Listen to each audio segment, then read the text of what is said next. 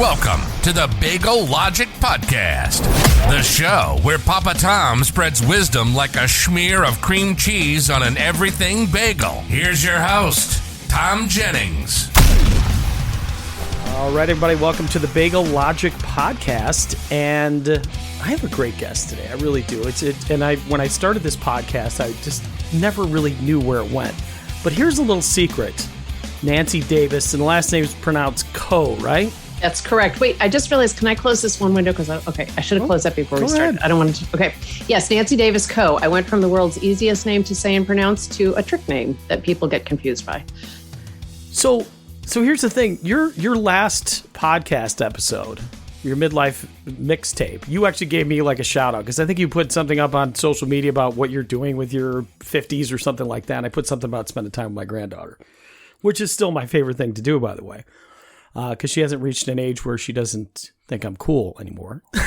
But it kind of inspired me to start this. And she probably never will, because you are kind of empirically cool, but go on. But that inspired me to start this particular podcast.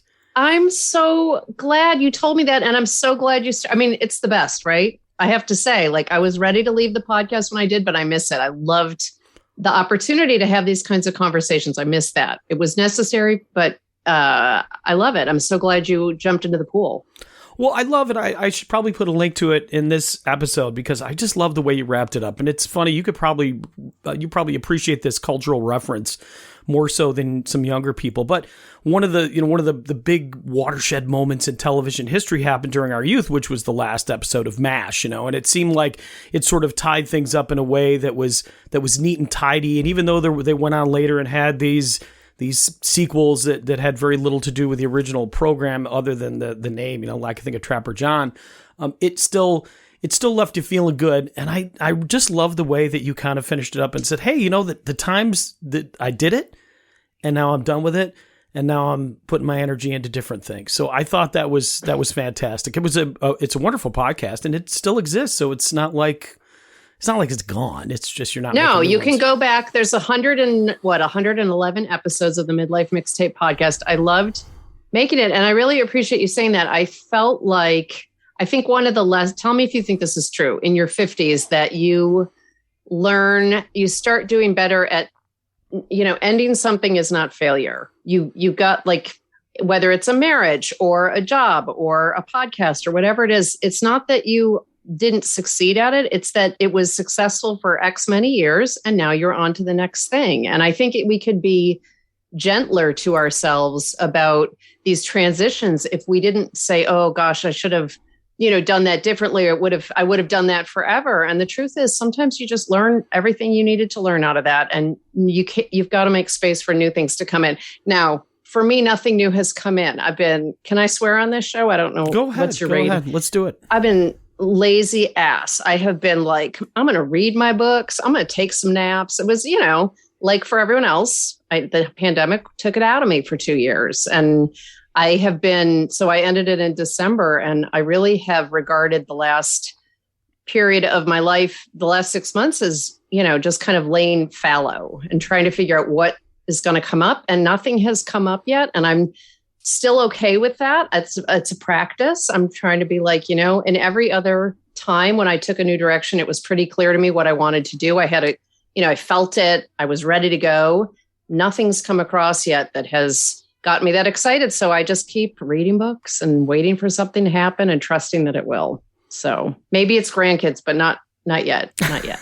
I think your kids might be a little bit young. Well, kids are having kids a lot later. I mean, I had a kid at 17 and my kids waited till they were in their 30s. So, well, and let me say, if I was an inspiration to do, I want you to know you were an inspiration to me because at our 20th reunion, so we were 38 at the time. And I came back to Rochester for that. If you don't know already, if it's not in the intro, Thom and I went to school together, I think from first grade on, but so my kids were little when I came. I think when I came to that reunion, my kids would have been 6 and 9, maybe, or a little younger than that even.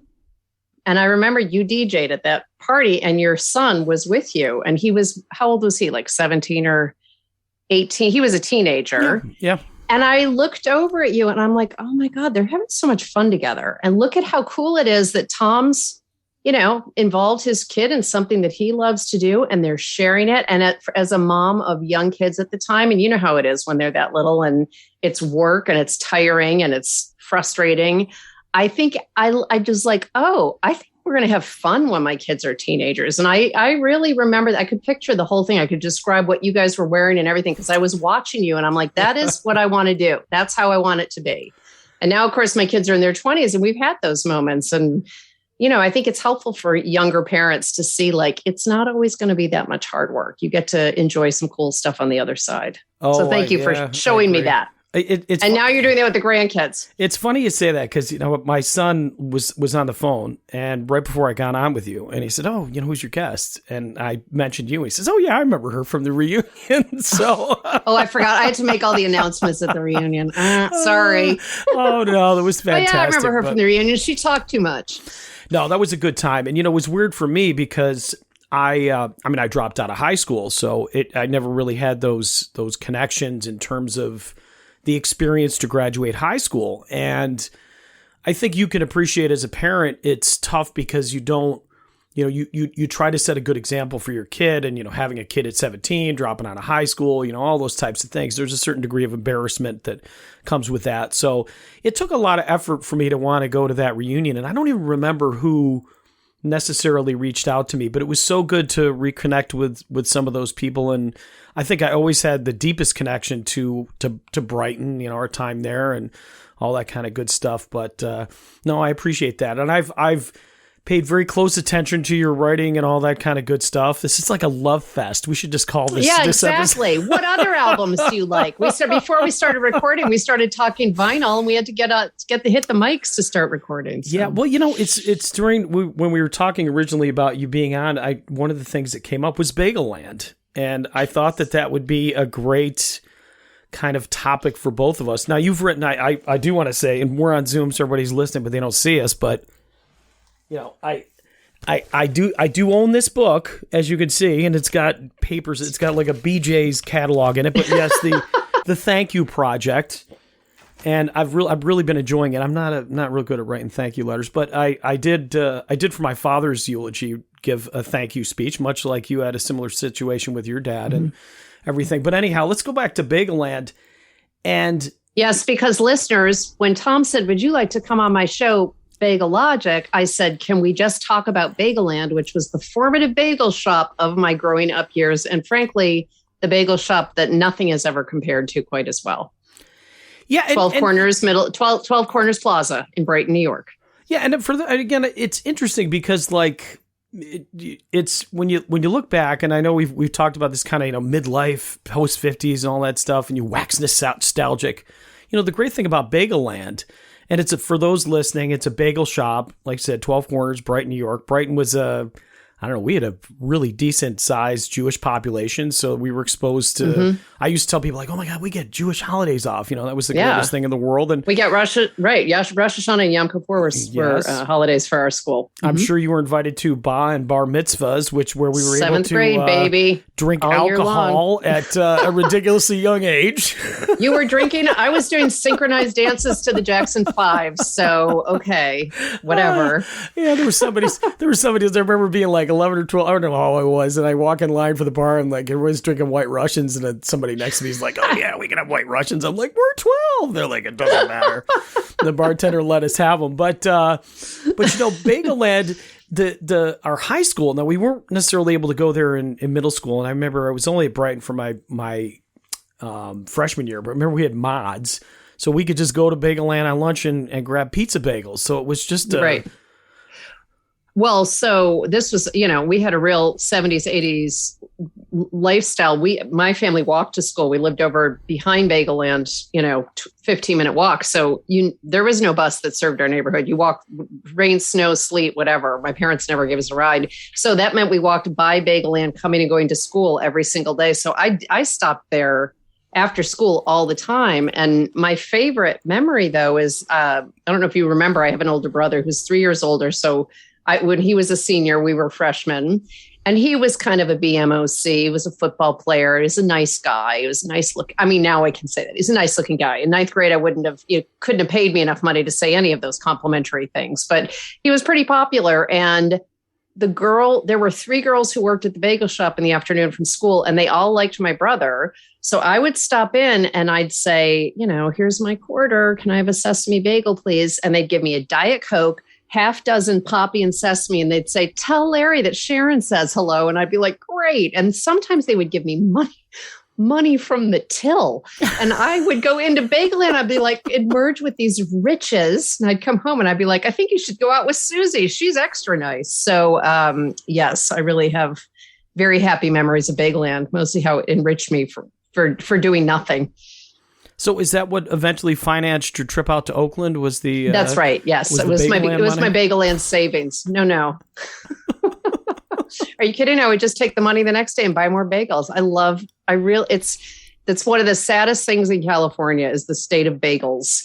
And there's a bakery. I live in Oakland, and there is a bagel bakery that opened about 3 or 4 years ago. And everybody raves about. The New York Times said it was the best bagel in the country. It's called Boychik.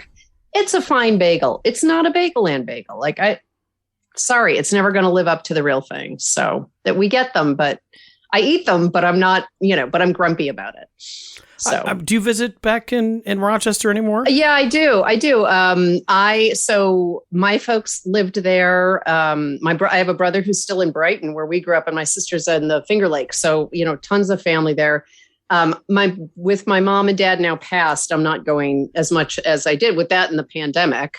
But I'm going to be there a couple times this summer for different family related things. So I, have my stable of friends. I call a few friends who I've kept in touch with, usually say, I won't name names, but there's always a few people around, and I feel very lucky to have grown up in Brighton. The school was great for me. I had really nice friends. One of my best friend from high school lives out here actually in California. So I see her a lot still, Lisa Moretti. And I just, I felt, like I said, that was a great public school, and our neighborhood was chill, and there were the bagels. So, and now any weather that isn't 7 feet of snow, I'm like, oh, I can handle this. This is no problem.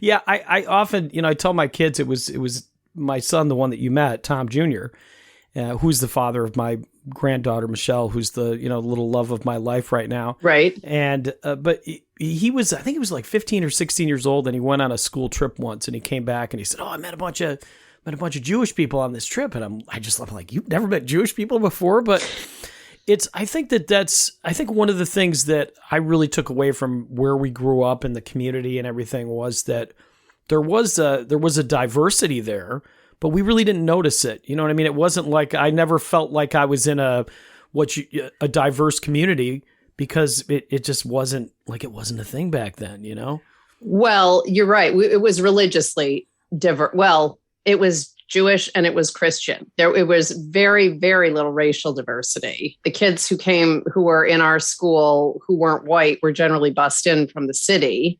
And there was not a ton of them. And I wonder sometimes how that felt for them. I think, older, wiser, I can look back and say, was that, I don't know if that's, I would be, we had some really wonderful folks who lived outside the community who were bussed in, and I just don't know how they felt about that. I'll tell you an interesting story, and I apologize for interrupting, but I think that's right. Let's do it. We could interrupt each other all day. So with that reunion, that 20-year reunion, there was a guy named Eric. I don't know if I mentioned. Yeah, I know. I remember Eric.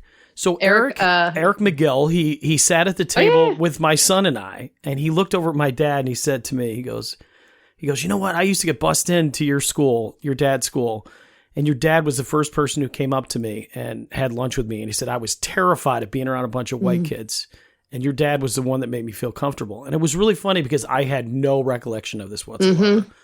And then I had his son when I was doing my student teaching in my 40s, and who looked just like him. And the kids were giving me a hard time, and he kind of made him stop. He said, "Hey man, my dad said this dude's cool." But I had a lot of black friends back then, and I remember I used to go to their neighborhoods and everything. And it's, I don't know, I suppose today if I go to a neighborhood, I just went by where the Buffalo shooting was because I don't live very far from there, just to kind of pay respects to the victims. And I looked at the neighborhood and went, oh my gosh, this is horribly dilapidated, and I was really nervous, like lock my doors, I'm this kind of freaked out white guy in the middle of the inner city where there's a bunch of black people that live.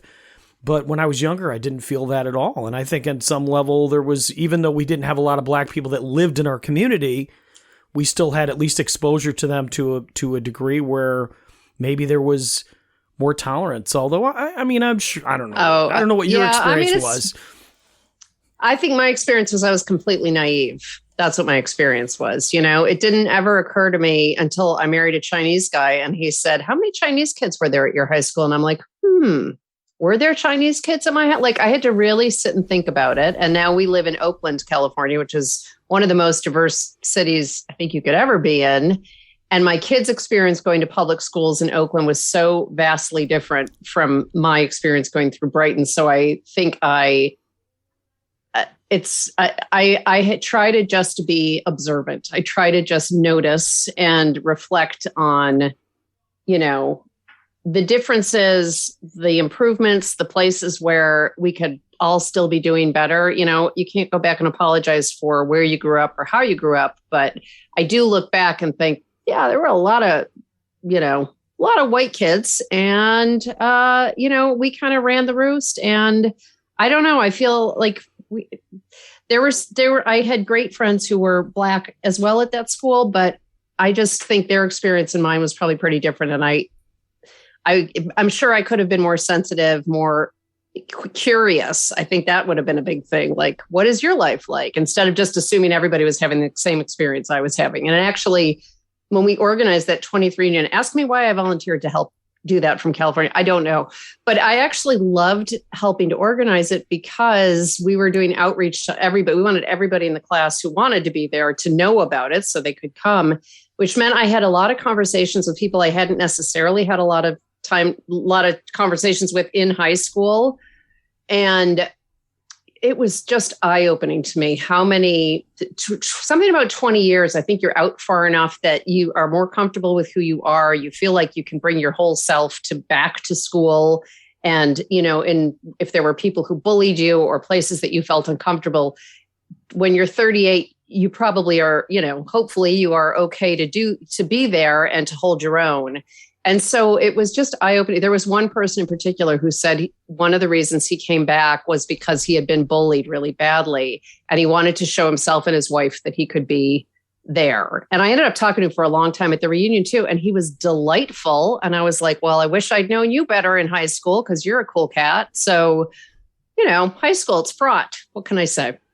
Yeah, and I guess the downside to Brighton is, I wound up going to School Without Walls, which was an alternative high school in the city, because on some level I felt like a misfit. But I had, two sisters who were incredibly successful. One goes off to Cornell, the other one goes off to SU, and then there's, I went to the Slab, which was the place where we used to smoke cigarettes.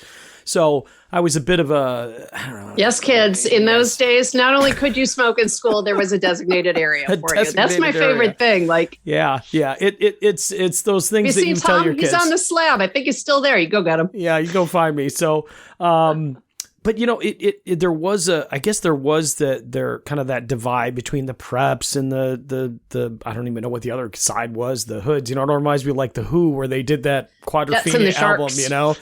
Yeah, the West Side Story. So there's always those big things, and maybe the pressure in terms of wearing Izod shirts. I remember you had to have Levi jeans and rip the little tag out and all those strange experiences. But right, I don't know. I think even as we go back to the Thank You Project, which is that wonderful book that you wrote, I think you have to look at even the negative experiences and the pressures and all those types of things. High school especially is where you really learn to deal with the social aspect of life and its ugliness. Because if anything, I think on some level, high school is incredibly ugly, but it's incredibly beautiful at the same time. So it's that, I don't know, paradox, whatever you want to call it. Right. Both sides of the coin. Well, if you have a good friend, and if you're lucky enough to have a good friend in high school, I think that is maybe one of the most important times to well, let me talk. Can I just say a little bit what the Thank You Project is so people know? Oh, just please do, because I think it's a great book, and people should definitely look into getting it and reading it and all that good stuff. So go ahead, pimp it. Well, so what had happened was the year that Thom and I mutually turned 50, I decided that I wanted to write. I wanted to just mark it. 50 is a big birthday, so I decided that I would write one letter every week to someone who had helped, shaped, or inspired me. And that was my plan. I was going to start with my mom and dad and work my way down the list. And I was going to do 50 letters for 50 years. And of course, I made my list of people to write to, and I got to like 23. And I was like, I don't even think I know 50 people. What am I going to do after that? But I just figured I'll start writing and see what happens. And I did not expect how transformative the process would be for me. And it really changed the way I look at the world around me. It made it much more likely that when I am in a challenging circumstance or when I am talking to someone who I may not see eye to eye with, it gave me it just gave me practice at looking for the good. Because to write these letters once a week, I would have to think of who I was going to write to. And then all week long, I would just say, think, what lesson did that person teach me? What's a time that person helped me when I needed their help? What is something that I love about, what is something in me that they have created? Just because our paths have crossed, I've been changed by this person. How? And so your brain, there's a lot of brain science in the book, because when I got the book deal, I said to the publisher, I want to understand why it works. Because what I knew was that every time I finished writing a letter, and I did mine Friday afternoons, that was my end of the work week, start of the weekend, I'd write my letter. And I would finish the letter and I'd feel like, so centered and calm, and my shoulders would relax. And, and I was like, it happens every single time. What is going on? So I included the research in the book because I want readers to know it's not just me. It's this, the field of positive psychology has done so much good work on quantifying the results of a deliberate expression of gratitude. And it starts with this idea of positive recall bias. So everybody's born with positive and negative recall bias. And negative recall bias serves a purpose. It gets you out of the burning house, or it tells you to put your mask on before you go into the crowded small room where people are coughing. It tells you to beware, and that's important. But the problem is if you get stuck there and all you do is scan your environment for, what's bad, what's scary, what's going to hurt me. And so what scientists have found is that the best way to moderate that is to not to say like, oh, I shouldn't be worried anymore. I shouldn't feel so anxious, because that doesn't work. What works is saying, okay, what are the good things that are here in this space as well? Like, get really good at just looking around you and figuring out what's good. And so because I was looking for material every week to write my letter, I was necessarily like scanning through my memories. What's a good thing this person did for me? What's a helpful thing they did? And in the course of doing that, you begin to teach your brain to do it more efficiently. You literally rewire your brain to be better, faster, stronger at finding the good around you. So what happened was, as I wrote each letter, I was getting better and better at saying, I helped, changed, inspired. Yes, my family. Yes, my friends. But how about the doctor who delivered my babies? If she hadn't been good at her job, I would have been screwed. And, no mother, no parent should take a healthy birth for granted. So I wrote a letter to my doctor. And then, what about the guy at the market in my neighborhood who doesn't care if I don't bring a wallet? He knows I'm going to bring it the next time. Like, he makes my life so much easier because I just don't have to fret about that. And so what happens is you can start to get really expansive about what are the good things around you and who are the good people around you. And the book came out December 2019. So I had 3 months of book tour, and then everything, closed up. And I was doing all my events on Zoom, which was great in its own way. But I was glad that the book was out there to help people who might need an extra tool for facing the difficulty of the pandemic. And to your point, even if you don't write a letter, what I tried to do in writing the book was structure it in such a way that even if you're never going to write a letter, it's not a collection of my letters, because who cares who I wrote to, but it's the how-to is the beginning. Like, really nuts and bolts. This is how long you could make your letter. That's what I did. You can do whatever you want. But most of the book is saying, here are categories of people who you might think about writing to. And I'm hopeful that as you read about influential teachers, maybe in your mind, you're like, well, it wasn't my English teacher, it was my gym teacher or whoever it was. And even just thinking about that stuff starts to latch onto that positive recall bias and starts to rewire you. So you don't have to write a letter, Thom. I will convince you to write one, but I hope it will bring surface up memories of people who you might not have thought were influential. And I love the story about Eric talking to you at the reunion, because if he ever were to do this, you might be one of the people he writes to. That's the great thing about it being, I love a gratitude journal. I think that's great. I love list your 3 good things, say what you're grateful for at dinner. All that is great. But the thing about the letter is it's a twofer, because if you send a letter to somebody and say, you made a positive difference in my life, and here are specific reasons how and why, that is such a gift. And especially in the past couple of years, it's like the best existential boost you could ask for. I mean, I'm sure you felt good to hear Eric tell your son that. No, it meant a lot to me. It really did. And my son's wife is African-American. So he dealt with a lot of adversity because we were in a rural town, very white, very, just all Protestants. Right. So in some ways it was an exposure to him, that people of different races, we get along fine, if you want to, right, type thing. Right. And, but yeah, it was a really, the more poignant moment was the son, when the son said, yeah, my dad said, you were a good guy. And then he sort of went to bat for me because I'm this old, middle-aged guy in the middle of an inner city school. So I'm no longer cool. I can't really connect with the kids on that level anymore. I can only, do what I can do. And so you need an advocate in the classroom, and that was great. But he was obviously raised right too. Kudos to Eric, for raising a son who's sensitive and compassionate that way. Shout out to Eric. Eric's great dude. I mean, he just had just a wonderful heart. His kid was a good kid too, and definitely was going some places. And he was in a tough school, and he was making the best of it. But yeah, my last episode, the one I did before this, it was a guy named Dan Glover who used to get me into free concerts. And now I go to concerts all the time, and music is such an important part of my life, which I'm sure you can relate to.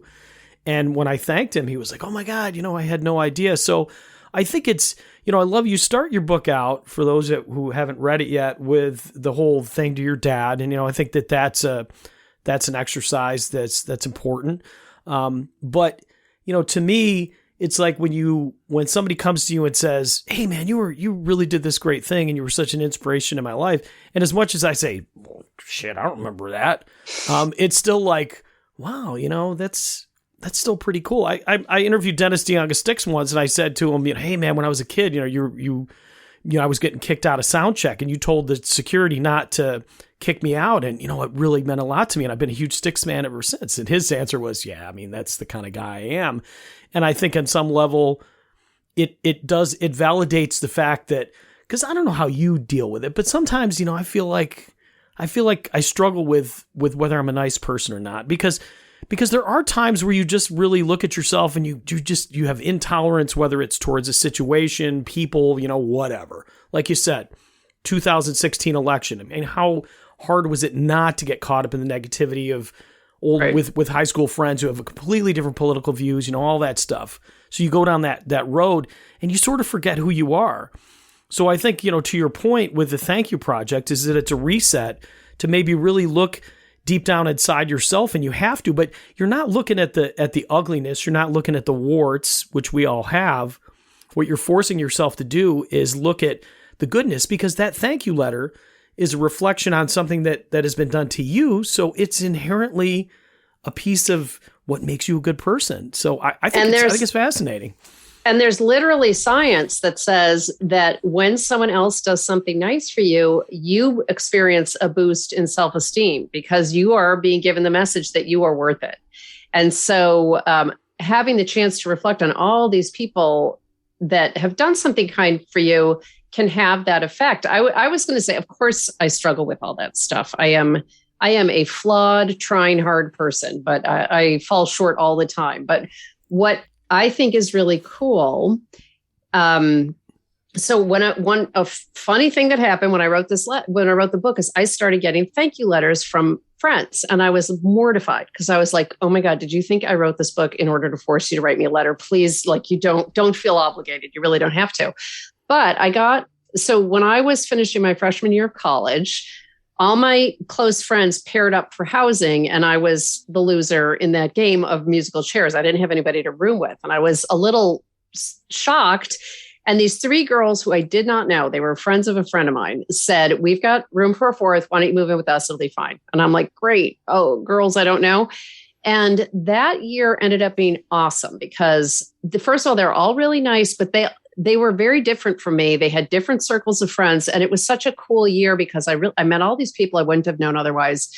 But throughout the year, I was very aware that they had done a kindness to me. I was like, thank you for letting me come stay in your apartment. And so that was kind of how I regarded it. Well, lo and behold, about 3 months after the book came out, I get a letter from one of the girls who we're still a little bit in touch, but we'd lost touch at that point. We're actually better now. And she sent me a letter and said, I wanted to thank you because I had the worst taste in music. And the year you lived with us, you dragged me out to see The Cure. You took me to see Squeeze. You made my music taste so much better. God knows what I would be listening to if I hadn't lived with you. And it was the first of all, I had no idea. Secondly, I was like, wait a minute, maybe that was uneven friendship. Maybe I wasn't the taker in that relationship that I thought I was. And I can't tell you how kind it was of her to tell me that because I have felt better about myself since, oh yeah, I wasn't just a charity case. So, I oftentimes when I talk about this book, there's somebody in the audience who says, I'm not sure I want to send the letters. It feels like a lot. What if I send a letter to somebody and say, you changed my life? And they say, who is this? I don't even know who this is.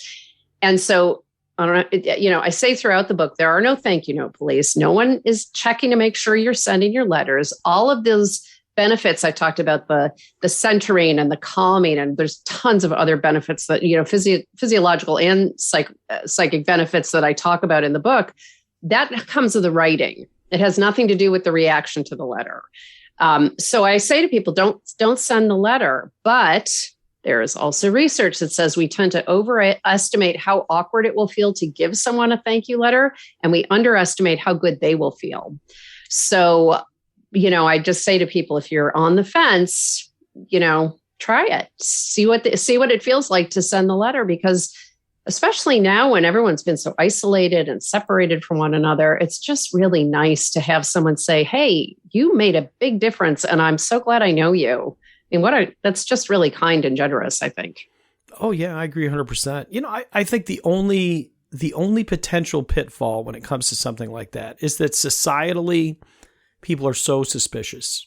And it is, that's the hard part because, I was in sales for a short period of time and I was, my sales technique was not, they have all these books about it and all these things, but at the end of the day, I always wanted to just have real conversations. And if I said something, whether it was a compliment or constructive criticism, I always wanted it to be authentic. But just by the nature of the relationship, people assume, well, you're the sales guy, so you clearly want something. And I think there's that, that notion, oh, there's no such thing as a free lunch. But so people say, oh, maybe if somebody gets a thank you letter from me, they're going to think that I want something. Now, I back to my son, Tom, who I should talk about my other kids, Trevor and Tim. It's not that I don't love them. I just love Tom Jr. the most out of the 3. I'm kidding. That's on Wednesday. Could be different on Thursday. You're right. It's true. Come on, step it up, Trevor. You're right. It really is a ranking system. I've actually told people that. It's the one who carried my air conditioner upstairs when it got hot. But so Tom had a great grandmother on his mother's side, and she always used to give him money and all this other stuff, and he always felt guilty about it. He would tell me like, "Oh, yeah, I really feel guilty taking this." And I'd say, "Yeah, but the blessing is to her. Like she's the person giving it to you. Really is the one that receives the blessing." And I'm having this argument with a family member right now who badly needs some help and doesn't want to admit it and keeps saying, I'm fine. I'm like, you are clearly not fine. And you are denying people the chance to help you. That's all any of us want to do. Open the door, please, it's not about you, it's about us. I think people do want to do the right thing for the most part. And they don't. And to your point, by the way, I started every letter with the same paragraph, copy, paste, because I didn't handwrite my letters. I typed them because I have terrible handwriting. And I said, I'm writing these for my 50th birthday because I didn't want anybody to think that, and I include the whole thing in the book if somebody wants to look at an example. I didn't want them to think I was dying. I just was saying, like, I'm trying to mark this year. I'm reaching out to people who meant something big to me, and you're one of them. So I think you can write your way around the suspicion. I think you can just say, this is something that I'm doing, and move on. Well, I'd say the suspicion again would be, I was thinking more like a person that maybe is hesitant to write the letters because they would fear on the other end that there's suspicion, but right. Yeah, it's you're just, I don't know. It's just so, I agree with you so much in terms of the blessing that you get just doing something nice for people. In some ways, an unselfish act is kind of a selfish act, but benevolent selfish, not selfish, just something for me, Well, and it's terrible when you see someone you love, and this isn't the case for your son and his great grandmother, but when you see someone you love struggling and you can help them and they won't let you, it's a terrible feeling. Yeah. So I do think it's a kindness to let people do for you. But I also think,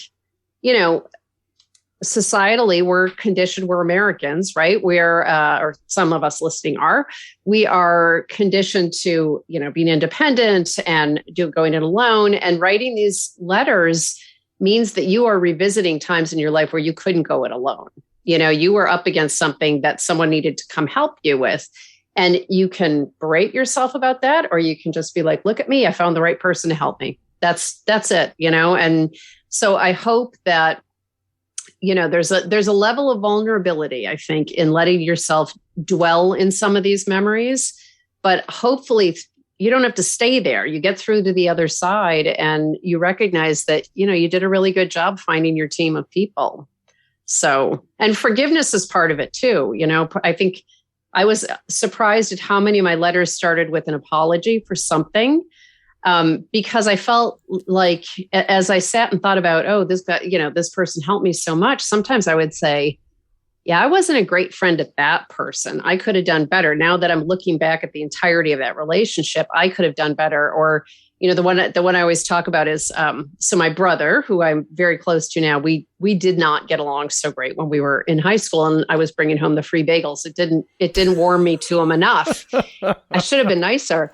But one time we were both home alone. Our parents worked. So my sister was off of college, and he went down in the basement and I locked him in. Why? I don't know, because I could.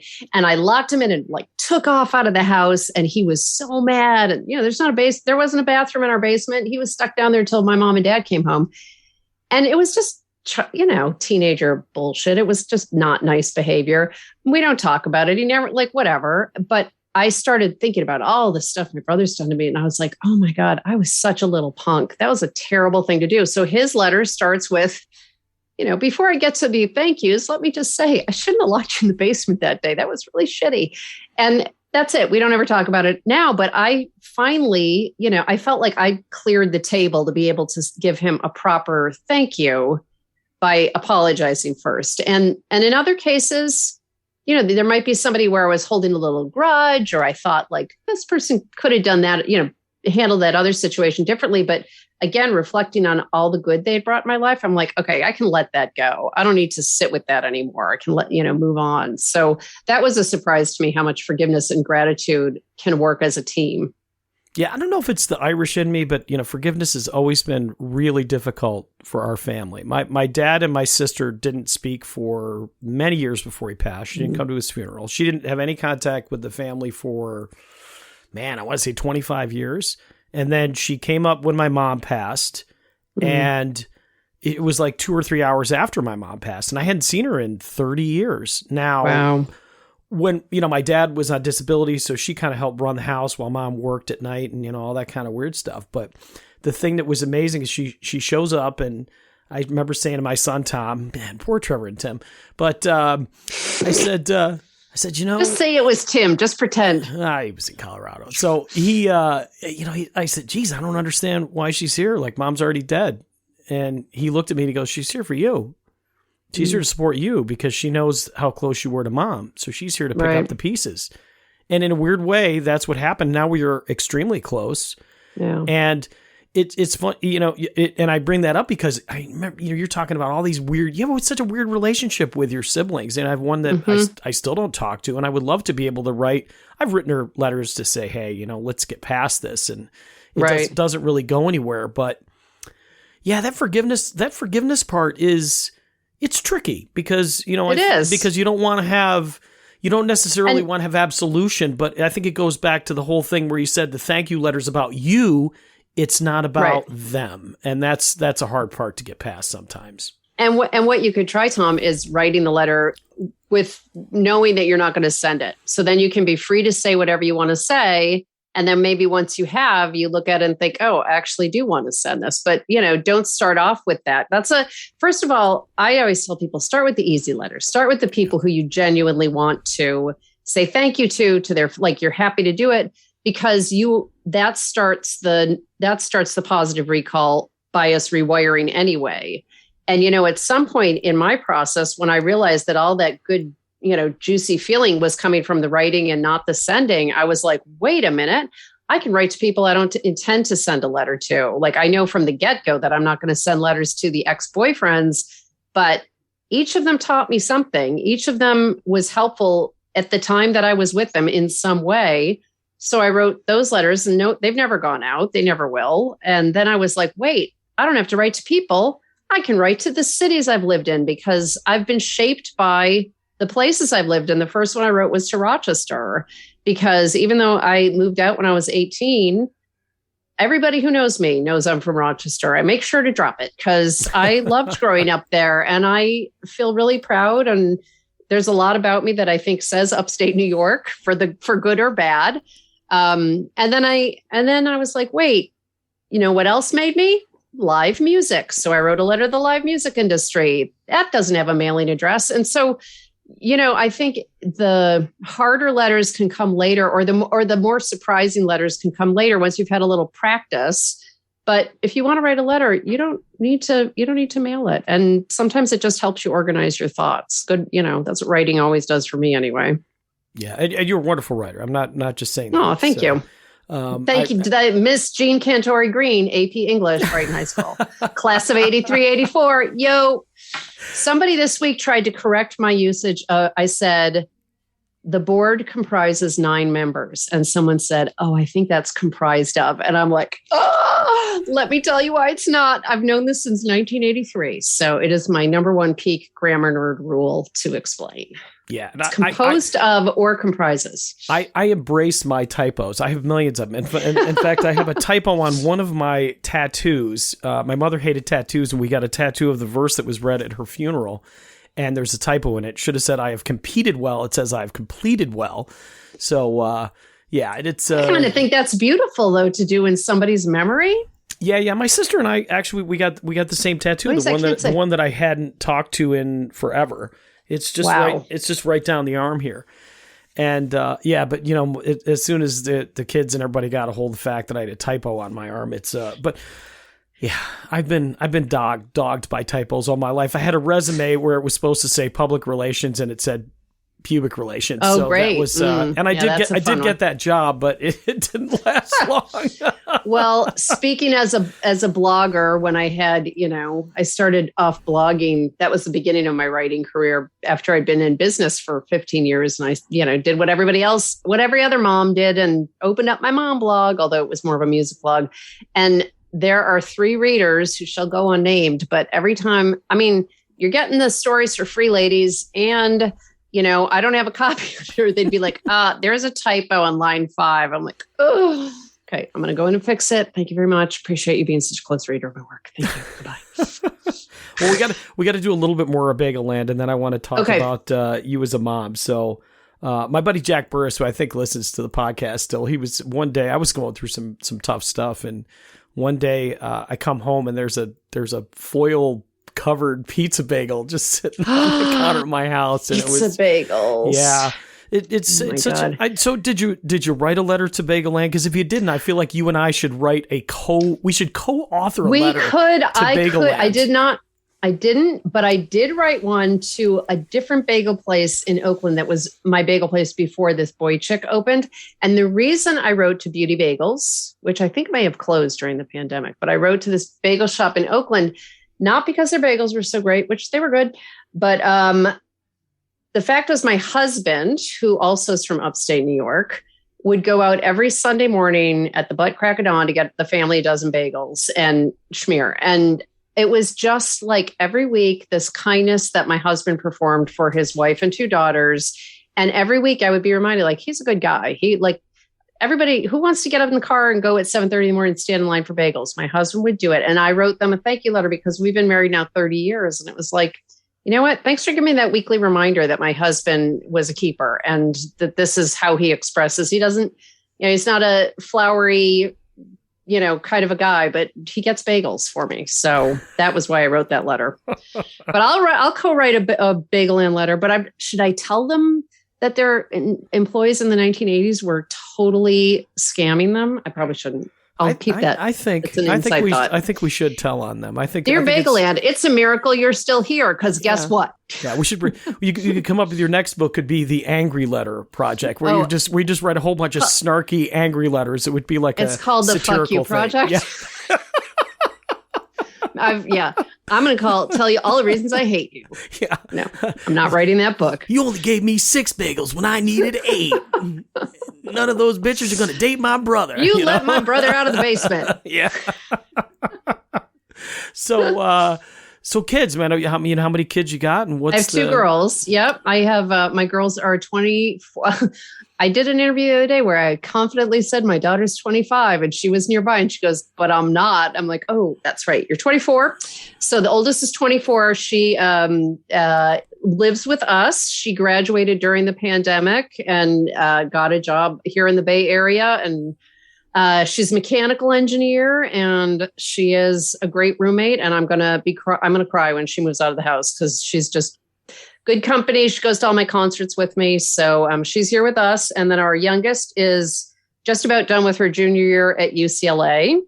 And she is going to be home for the summer, which I'm excited about because she's been in LA now for a year and a half straight. After she finally could go back to campus, we were like, stay there because she lost so much time out of her freshman and sophomore year because of the pandemic. So 2 girls. And my husband and I, we both upstate New Yorkers, but he was traveling out to the West Coast for work all the time. So in 1997, I said to my mom, we're going to move to the Bay Area. And we're just going to stay for 3 years because I'm an East Coaster. I could never live out there permanently. And that was 25 years ago. So turns out 67-degree summers are really where it's at for me. I love it. I can't say as I blame you. Concerts. How about some great ones you've seen recently? I just went to Lord Huron last week. Lord Huron is my ride or die. So I don't know if you know these guys. They're out of, well, who knows where they're from now, but originally from the Midwest. But really, really great kind of alt rock, little bit of country, little bit of world music. Because their early albums had like Indonesian gamelan, which was interesting. So they put on a really great show. And I went with some girlfriends to an outdoor amphitheater here. When my husband turned 40, he's like, I've aged out of concerts. I'm not going to them with you anymore. So like you, I try to deduct all my concerts because I can write about them. And what have we got coming up? Fleet Foxes, Sharon Van Etten, Bob Schneider. If anybody's listening from Austin, Texas, you know Bob Schneider. He's a great Austin singer-songwriter, and he's doing a little barbecue show. So going to that. I'm catching up because for 2 years, man, I just sat in the sidelines. I didn't want to go. There's a great line I read do you read the, what's his name? Bob. He's got a music newsletter. And Leftettes or? Yes. Yeah. Bob. He had a great line and probably sometime in 2021, number of bands I want to see live, 1 million. Number of bands I'm willing to die for, 0. So that was kind of my take. I was pretty cautious about it, but I occasionally go to indoor shows now, but luckily we have this Greek theater here in Berkeley where you can sit outside and it's gorgeous. And yeah, that's where I tend to go. What about you? Oh goodness. I just saw Lake Street Dive recently. That was they're supposed to be so great. Yeah, they're fantastic. Good live show, right? Yeah, it reminded me a little bit of the singers reminds me definitely of Bonnie Raitt, and then the overall sound kind of sounded a little Hall & Oates-ish, but I always, one of the things I assume you went through the same experience. The nice thing about having kids is you sort of inherit some of their bands that you wouldn't necessarily seek out. Like my kids, we'll all go to see Flogging Molly soon. We've seen them a bunch of times, and we're all Irish and all that kind of good stuff. So, my son Trevor, who's a drummer, I want to mention Trevor at least 2 or 3 times since I mentioned Junior. Trevor, there, Trevor. And so, yeah, it's, but it sounds like, I don't know. I mean, I've always struggled musically in terms of, because I do a weekly music column, there's a part of me that tries to stay current, and I have a lot of different artists that reach out to me and everything, but they say, you get to a certain age and there's a bit of your musical taste that's kind of entrenched, and I still struggle with that a little bit. I saw a band called Modest Mouse on Friday, and they've been around for 20 years, but I just was like, man, I just don't get it. Yeah, I know.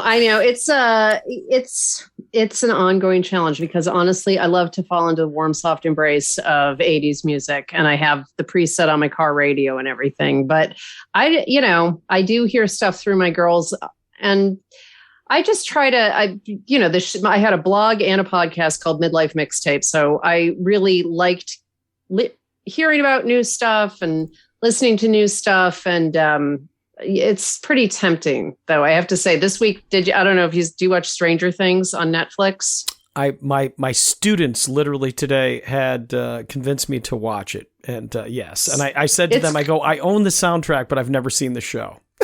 Well, the new season came out, and I've not watching it yet because the rest of the season doesn't start till July. And I'm like, I'm not going to watch one episode. I'm 56. I'll forget everything by the time the July episodes are dropped. But evidently they used Kate Bush running up that hill to great effect.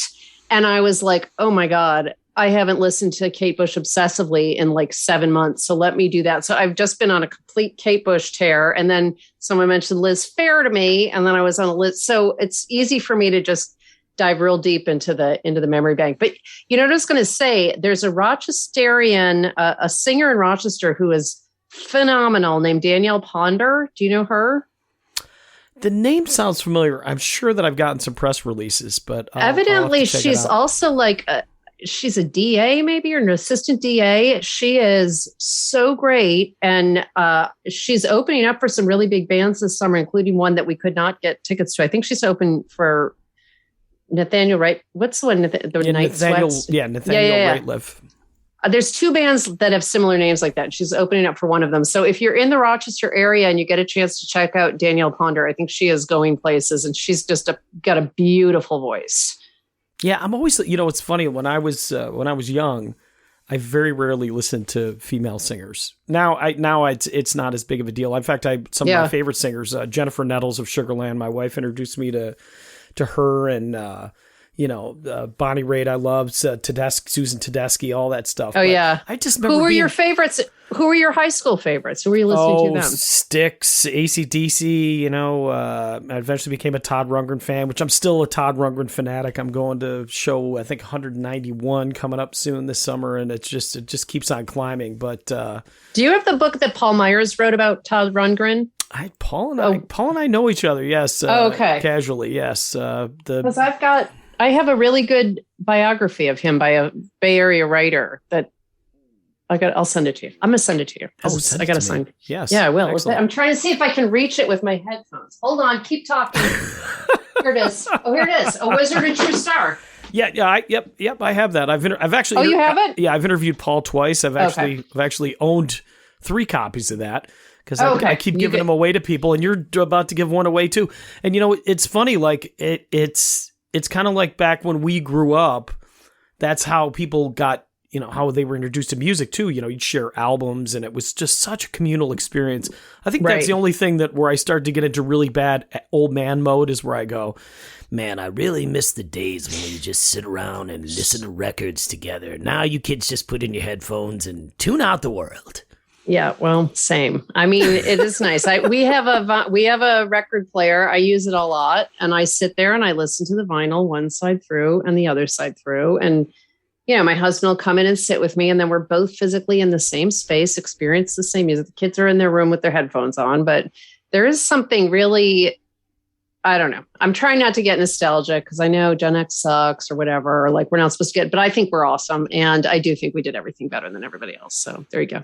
You're not going to get even a shred of an argument from me. So, well, we're at 55 minutes and. Oh my Lord. How did that happen? Because, wonder where my dog is. He never came in. Oh, well, he's fine. That's a good, my dogs normally, they go absolutely ballistic, and I probably won't have to edit any of that stuff out. But, well, I guess, your book was the thank you project. So I'll close with a thank you. And, I mean, going back to that high school reunion, that was an incredible memory that I'll never forget. Not only did I get to share it with my son, but, I mean, you made me feel very comfortable in a situation where I like you said, the other students said to you, I got bullied and it's hard to go back.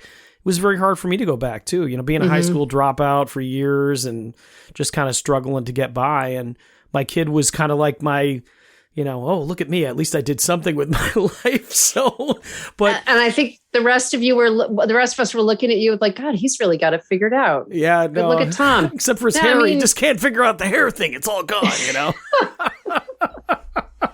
Hey, can I just give a little shout out for myself because if anybody wants to, if you want to learn more about the book, my website is daviskho.com, DAVISKHO.com. And ever since I stopped the podcast, I've been doing a monthly newsletter. So if you want to sign up for that, I will not clog your inbox. It's one email a month. It's just an essay. I recommend some books. I recommend some music. I also try to give you some good news because I think so much of the news we consume is horrible and scary. And so thinking about my positive recall bias, I spend all month looking around like, what's something good that people probably don't know about? Like the last newsletter just had a wildlife highway that's being built over the 101 in LA that's going to allow wildlife to pass back and forth safely and cut down on roadkill. And I just try to find hopeful things because I think if we lose hope, we become paralyzed and then we're really screwed. And I just think we have to work hard to amplify the places in the world. It's a horrible, challenging time right now, but there is good stuff happening. Yeah. And so that's what's in my newsletter as well. If anybody wants to sign up for it, daviskho.com. That's awesome. And I'm pretty sure I'm on the list. I don't want to say for sure because you know how it is. You just said we're getting to that age where it's like, man, we forget what we're on. But yeah, and I agree with you. It's tough. I mean, I teach high school and special education, and I mean, some of the stuff that the kids that I work with have gone through in their life is just gut wrenching, and it certainly makes you appreciate the fact that you didn't have to go. It certainly makes you feel less sorry for yourself at some of the stuff that you've gone through, and But yeah, we all need a little.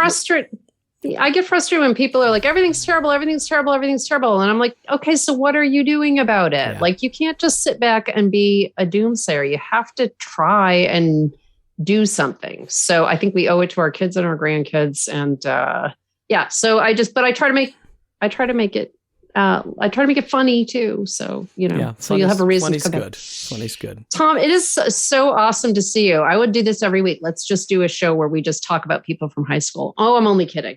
But it's really, really great to see you. And I'm just really moved to see the life you've built for yourself. I mean, it's like we haven't seen each other since the 23 and we're well beyond that number, folks. But it's really a treat to get to talk with you. Oh, absolutely. Yeah. Next time you come in town, we should. Yeah. What we should do, this will be our pact. And I'm trying to end every episode with some form of pact, which I may go through with or not, but it doesn't matter. So next time you come into town, we should find time to go deliver a letter to Bagel Land, a thank you letter. That is awesome. There you go. And then maybe we can reconvene here and then just. Maybe we'll bring some pizza bagels back to the studio, do a live taste test. Do a live taste testing of the pizza bagels. Yeah. Are you so final question? Yeah. Pepperoni pizza bagel or pizza bagel? Pepperoni. Like make it a meal. Yeah, I was a pizza bagel. Oh, sweet. Okay. No, I just, if you're going to go all in, go all in. It's all right. See, we've just closed this episode proving that people can have differences of opinion can get and along. still get along. The pepperoni people and the cheese people.